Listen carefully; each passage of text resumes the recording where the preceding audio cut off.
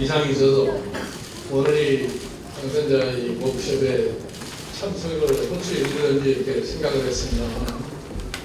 아무래도 20대 국회에 당선되신 분들이 처음 하는 워크숍인데 아주 좀 우리가 들려도 갔다 와야 되겠다고 생각해서 아침에 이제 병원에 들려서 의사한테 허락을 받고 제가 오늘 여기로 왔습니다.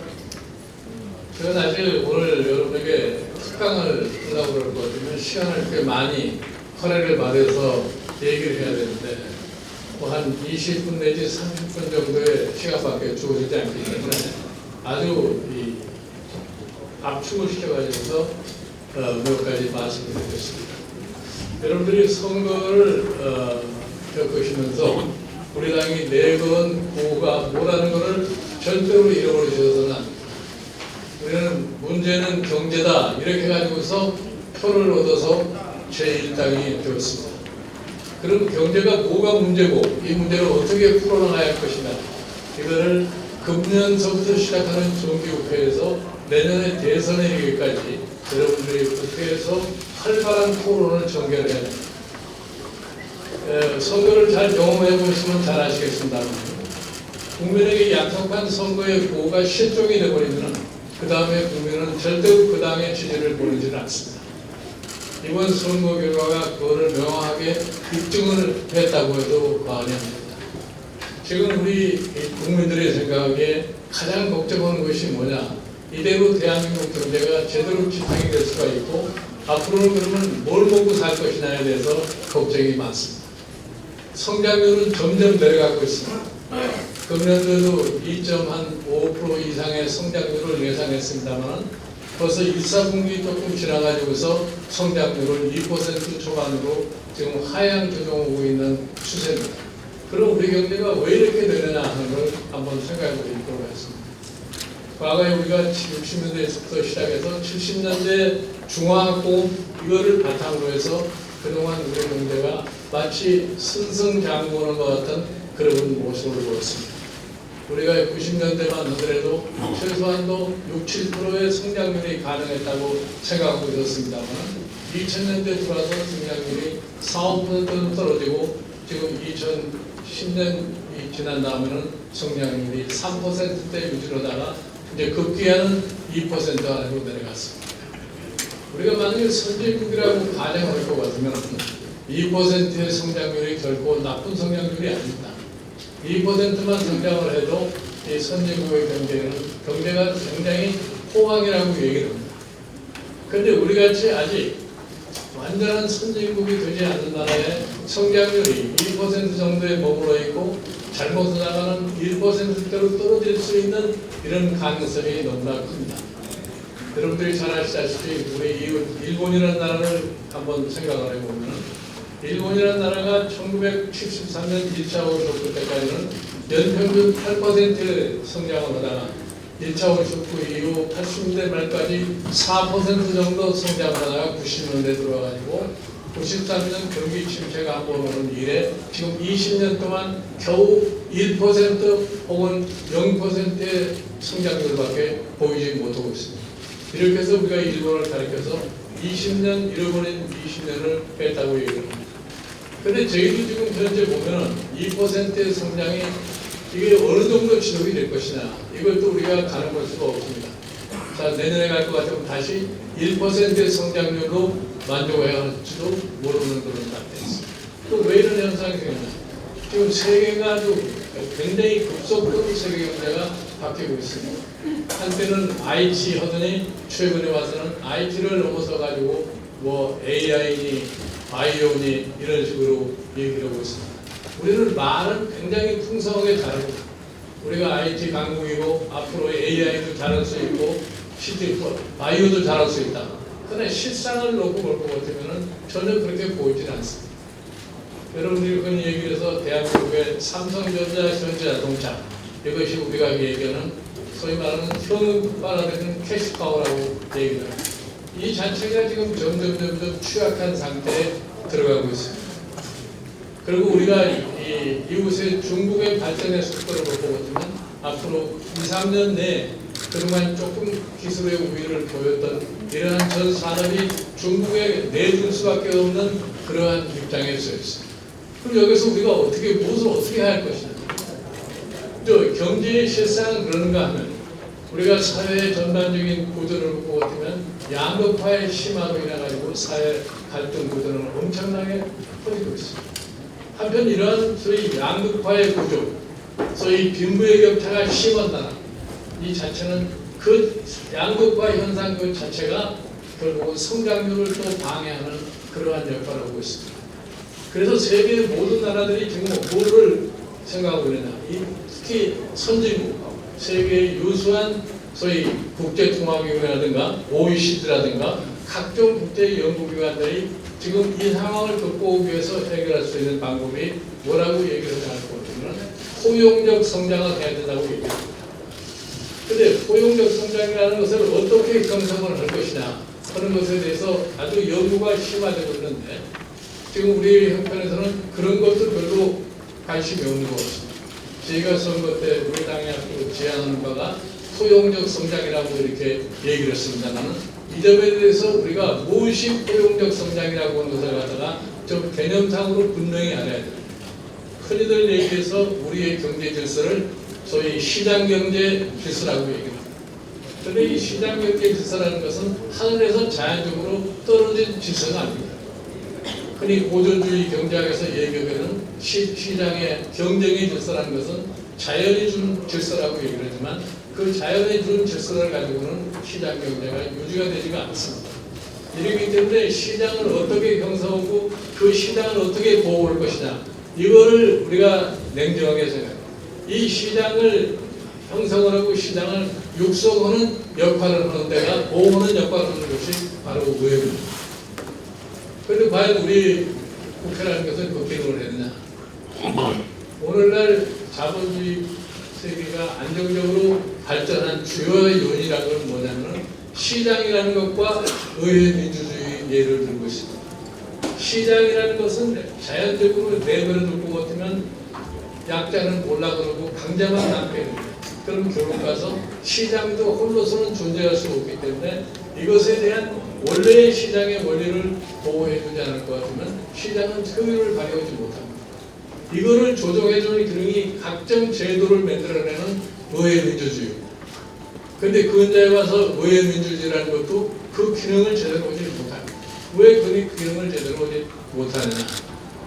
이 시장에서 생성된 막강한 경제의 이 세력들이 의회를 장악하는 그런 모습을 보이고 있는 겁니다. 예를 들어서 우리가 2008년에 국제금융위기를 겪었습니다. 월가가 무너지는 것 같은 그런 얘기가 나왔습니다. 그러니까 어떻게 금융을 규제하고 또 금융을 규제하기 위해서 감독을 어떻게 철저히 하느냐 이러한 것을 제도적으로 강구하자고 해서 G20회의라는 것도 생겨났습니다. 지금 G20회의가 벌써 10년 가까이 운영되고 있습니다만 아무런 결과가 나오질 않습니다. 왜 그 결과가 나오지 않느냐? 결국은 월가의 막강한 세력, 런던 시티의 막강한 금융력이 의회의 영향력을 극도로 행사하기 때문에 법제화가 제대로 이루어지지 않습니다. 이렇게 하기 때문에 저희 오늘날 경제연구원 곳에서 이래서는 안 되겠으니 포용적 성장을 하기 위한 제도를 어떻게 확대할 것이냐 이것이 가장 중요한 과제를 되고 있습니다. 여러분들 우리나라 지금 현재 상황에서 경제가 어려우니까 그런저런 것을 생각할 필요가 없다고 얘기하는 사람들이 많습니다. 최근에 와서 무조건 규제만 협파할 것 같으면 대한민국 경제가 금방 잘 될 수 있는 것처럼 정부는 얘기합니다. 그러나 그동안 우리가 엄청나게 많은 규제를 완화했고 규제를 완화하기 이전에는 그럼 어떻게 대한민국 경제가 성장했냐를 생각해 볼 적에 규제 자체에만 우리가 핑계를 댈 수가 없습니다. 지금 우리가 당면하고 있는 과제가 뭐냐? 지금 현존에 소위 우리의 제도의 분야가 과연 국제 경쟁력을 유지할 수 있을 정도로 이렇게 신속하게 적응을 하고 있느냐? 대한민국을 갖다 가리켜서 흔히 IT 강국이라고 얘기합니다. IT에 대한 개별 국민들의 지식은 굉장히 높을지 모르겠습니다만 IT를 산업에 적용해서 적응하는 데는 우리가 남의 나라를 따르지 못하는 그런 상황입니다. 그러니까 우리의 국제 경쟁력이 점차적으로 떨어지고 있습니다. 예를 들어서 우리가 삼성전자 하면은 삼성전자만 계속해서 가면 대한민국이 잘 될 것 같고 현대자동차가 잘 되면 대한민국이 잘 될 것 같고 이렇습니다. 그러나 우리가 다른 나라의 경험을 볼 것 같으면 오늘날 우리가 소니라고는 일본의 전자회사가 한국한테 모든 경쟁력을 뺏기는 그런 일이 일어나라고 상상을 못했습니다. 예를 들어서 핀란드의 노키아라고 하는 이 핸드폰 업체가 저렇게 급작스럽게 올라갈 거라는 아무도 상상을 못했습니다. 우리도 그러한 상황이 지금 현재 도래오게 있는 게 아니라 최근에 와서 구조조정 문제를 가지고 얘기를 합니다. 우리의 조선산업이 세계 1위를 달리고 있었는데 최근에 와서는 일감이 하나도 없습니다. 지금 현대중공업 같은 데서 독구를 닫아야 할 그런 처지에 놓여있습니다. 이게 세계 경제가 변화하는 그런 과정 속에 제대로 우리 경제가 그 변화를 따르지 못하고 우리만 모든 것이 잘난 것처럼 오늘날 저런 상황이 처해 있는 겁니다. 그리고 지금 현재 제가 간단한 얘기를 들어서 말씀드리겠습니다. 우리가 이 삼성전자 같은데 굉장히 기대를 두고 저거는 영원히 올라가지 않고 승승장구할 거라고 이렇게 생각합니다. 그러나 우리 뒤따라오는 세력, 특히 중국 같은 나라의 경제를 볼 것 같으면 우리가 깜짝 놀라지 않을 수가 없습니다. 제가 한 4, 5년 전에 중국의 저희 12차 경제개발 5개년 계획이 수립이 돼가지고 진행되는 과정 속에 이런 얘기를 했습니다. 중국이 12차 경제개발 5개년 계획에 투하하는 R&D 예산이 얼마냐를 가지고 1조 5천억 불을 넣습니다. 그래가지고 5개 분야에 대한 이 중점적인 파악을 하는데 그 과정에서 중국의 기술력이라는 것은 엄청나게 향상이 돼가지고 예를 들어서 전기자동차 부분 같은 거는 우리보다도 수년 앞서가는 그런 모습을 보여요.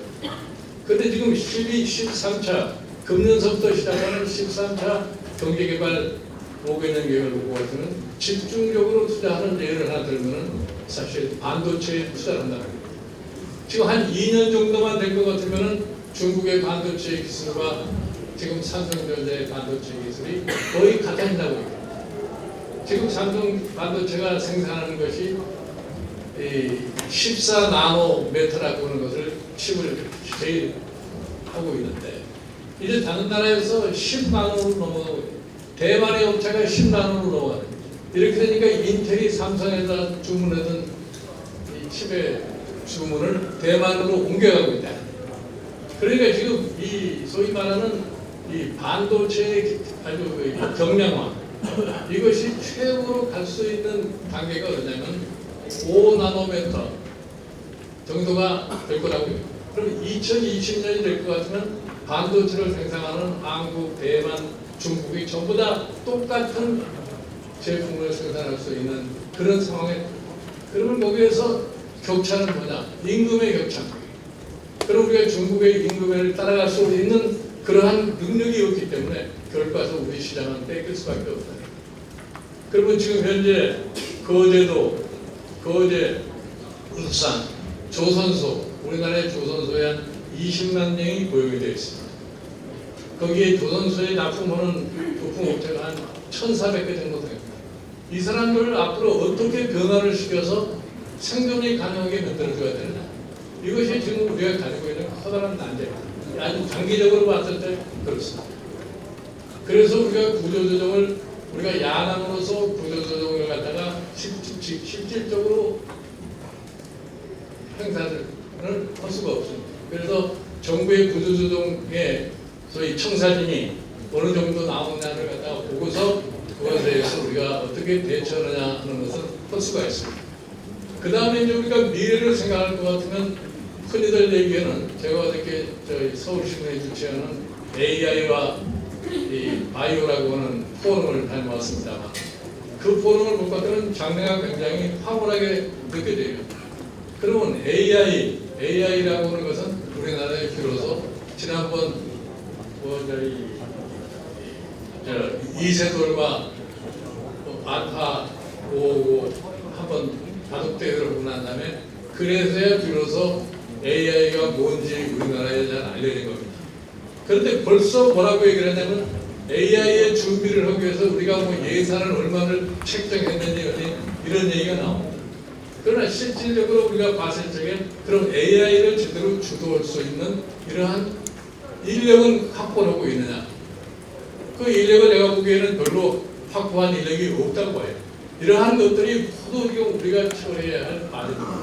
우리가 그 분야에서 우리가 제대로 참 선도를 하지 못할 것 같으면 우리가 인류 국가는 고사하고 지금 현 상황도 유지하기가 어렵지 않나 이렇게 생각합니다. 이렇게 해서 뭐 시간이 많지 않기 때문에 제가 더 길게 구체적으로는 설명하지 않겠습니다만 우리가 하여튼 문제는 경제다 했으니까 우리나라 경제의 문제가 과연 뭐라고 하는 것은 우리 여러분들이 다 같이 공유를 하시고 그 문제를 해결하는 것이 뭐라는 것을 우리가 의회 입법 활동을 통해서 충분히 국민이 납득할 수 있도록 우리가 전파를 하고 그러고서 내년에 우리 대통령 선거에서 집권을 하게 되면 집권 초기서부터 바로 우리가 당면하고 있는 문제를 처리하는 모습을 보여야 됩니다. 제가 보기에 우리가 내년 연말에 대통령 선거를 승리로 이끌고 또 그 정부도 과거의 다른 정부들처럼 한 1, 2년 적당히 지나다 올 것 같으면 그 다음 총선을 우리가 해낼 수가 없습니다. 그러니까 여러분들이 동력이 되셔가지고 지금서부터 집권을 하기 위한 경제 플랜을 어떻게 제대로 짜서 바로 집권을 했을 때 실행을 할 수 있는가를 참 노력들을 하셔서 미리 만들어 놓지 않으면 안 됩니다. 그렇게 해야만이 우리가 국민에게 약속한 바를 갖다가 지킬 수 있고 우리나라의 미래를 밝게 세울 수가 있습니다. 잘 아시겠습니다만 일본의 예를 볼 거고 보면 자민당은 50년 동안 하도 기대어도 안 되니까 민주당이라는 정부로 갑자기 한번 정권 이양을 시켜봤는데 이 민주당이라는 정권이 아무것도 준비도 없이 정권을 잡아가지고서 한석년 허동서를 보내니까 결국 별 수 없구나 다시 자민당으로 정권이 넘어가는 그러한 룰을 우리는 절대로 반복해서는 안 된다는 것을 여러분에게 분명히 왔습니다. 아무튼 여러분들이 이 점을 참작하시고 20대 국회에서 보다 많은 이 경제에 대한 관심을 가지시고 이 문제 해결에 좀 같이 노력한다는 자세를 가집사하는 이런 부탁을 드리면서 간단하나마 이것으로 제 강의 마치겠습니다. 감사합니다.